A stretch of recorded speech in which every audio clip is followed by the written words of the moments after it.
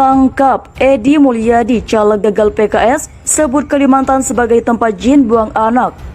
Beredar di sosial media video jumpa pers seorang yang disebut sebagai wartawan senior dan bernama Edi Mulyadi. Dengan gaya menggebu-gebu memuntahkan kalimat yang 100% mengandung penyebaran kebohongan, fitnah, hoax soal ibu kota negara Nusantara. Dan ternyata orang ini adalah caleg gagalnya PKS Dapil Jakarta. Ini ada sebuah tempat elit, punya sendiri, yang harganya mahal, punya gedung sendiri, lalu dijual, pindah ke tempat jin buang anak. Ya, pasarnya siapa? Kalau pasarnya kuntilanak genderuwo, ngapain gue bangun di sana? Nggak ada. Nih, sampai tinggal di mana Om Azam? Tinggal di mana? Di mana Jakartanya? Mana mau dia tinggal Gunung Sari pindah ke Kalimantan Penajam sana untuk beli rumah di sana? Gua mau jadi warga ibu kota baru, mana mau? Kami atas nama Pemuda Kalimantan Timur tidak menerima dan mengutuk keras atas pernyataan saudara Edi Mulyadi yang sangat menghina perasaan masyarakat Kalimantan Timur. Gua melaporkan ke proses hukum saudara Edi Mulyadi atas pernyataannya guna mempertanggungjawabkan atas tindakannya yang sangat melukai dan mengganggu ketenangan masyarakat Kalimantan Timur. Juga minta pada kepolisian Republik Indonesia menangkap dan memproses hukum saudara Edi Mulyadi CS atas pernyataan tersebut. Dan keempat, himbau kepada seluruh rakyat Indonesia agar menjaga semangat kesatuan negara Republik Indonesia. 5. Menyatakan dan mendukung serta mengawal pembangunan atas pemindahan IKN di Kalimantan Timur. Demikian pernyataan sikap kami. Pemuda Timur 1, tangkap Edi Mulyadi. Untuk hampir seluruh masyarakat Kalimantan, kami akan melakukan tindakan tegas terkait penghinaan ini, karena ini tidak main-main. Ini menghina sebuah kelompok masyarakat, tidak sekelompok, tapi bagian besar dari masyarakat Kalimantan yang betul-betul dihina, dinistakan secara adab ya Mas ya. Dan ini tidak boleh kita biarkan.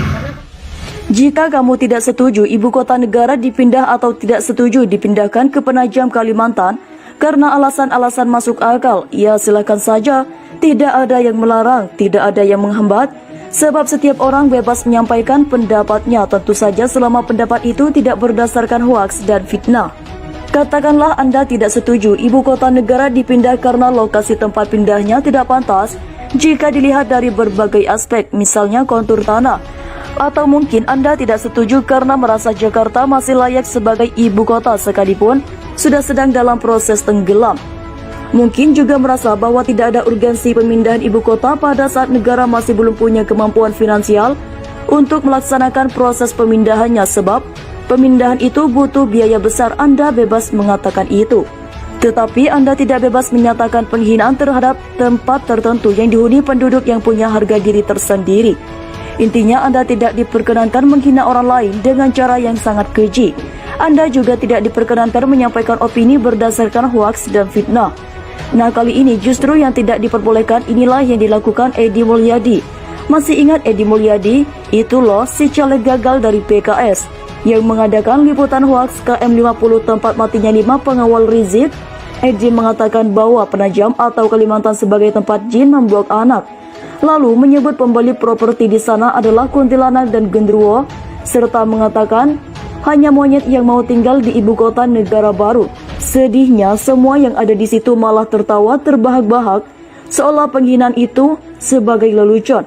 Agar Anda tidak menyebut saya menyebar hoaks, silahkan tonton di Gempar. Edi Mulyadi marah besar kepada Prabowo Subianto kok membiarkan proyek IKN. Pada menit ke-17 20 detik sampai 17.35 detik tentang tempat jin buang anak, dan pada menit ke-18 33 detik 18.42 detik tentang pasarnya kuntilanak genderuwo. Begini tepatnya kata-katanya. Anda bisa memahami gak? Ini ada sebuah tempat elit punya sendiri yang harganya mahal, punya gedung sendiri lalu dijual, pindah ke tempat jin buang anak, iya lalu nyewa. Lalu nyewa bro, pasarnya siapa? Kalau pasarnya kuntilanak genderuwo, ngapain Gude bangun di sana? Edi secara tidak langsung mengatakan bahwa orang-orang yang di Kalimantan itu adalah jin yang membuang anaknya, atau bisa dianggap sebagai tempat itu. Kalimantan adalah tempat jin buang anak. Yang pertama tadi itu menghina orang-orang yang tinggal di Kalimantan. Yang kedua tadi menganggap Kalimantan sebagai tempat jin membuang anaknya. Tetapi tunggu dulu, dipertanyakan kemudian, dia bertanya jika perusahaan properti membangun rumah di sana, pasarnya siapa? Yang dimaksud pasar adalah para pembeli properti atau rumah. Maka ketika dia berkata kalau yang beli kuntilanak dan gundurwo, para pengembang tidak mau. Dia secara tidak langsung mengatakan bahwa orang Kalimantan sebagai kuntilanak dan gundurwo. Ya jelas, dia sedang menghina orang Kalimantan, tidak mungkin ada maksud lain. Karena tidak mungkin kuntilanak dan gundurwo membeli rumah. Entah Edi menghina orang atau Kalimantan itu sendiri, tetap saja penghinaan. Coba tanya saja diri Anda sendiri, apakah mau rumah Anda dianggap tempat jin buang anak? Atau katakanlah desa Anda dianggap sebagai tempat pembuangan anak jin? Kalau saya sih tidak mau, apalagi menuduh saya sebagai jin yang buang anak. Itu kurang ajar namanya. Kalau tempat Anda dianggap sebagai tempat jin buang anak, itu sama saja mengatakan Anda sebagai jin yang kebiasaannya buang anak. Karena hanya Anda yang tinggal di situ dan tidak ada bukti jin ada di situ. Kalau faktanya tidak ada jin yang ada di tempat itu, maka jin yang dimaksud ya Anda sendiri. Lalu jika tidak ada bukti jin ada di situ, maka yang dikatakan buang anak itu adalah Anda sendiri. Sesederhana itu untuk memahami penghinaan Edi.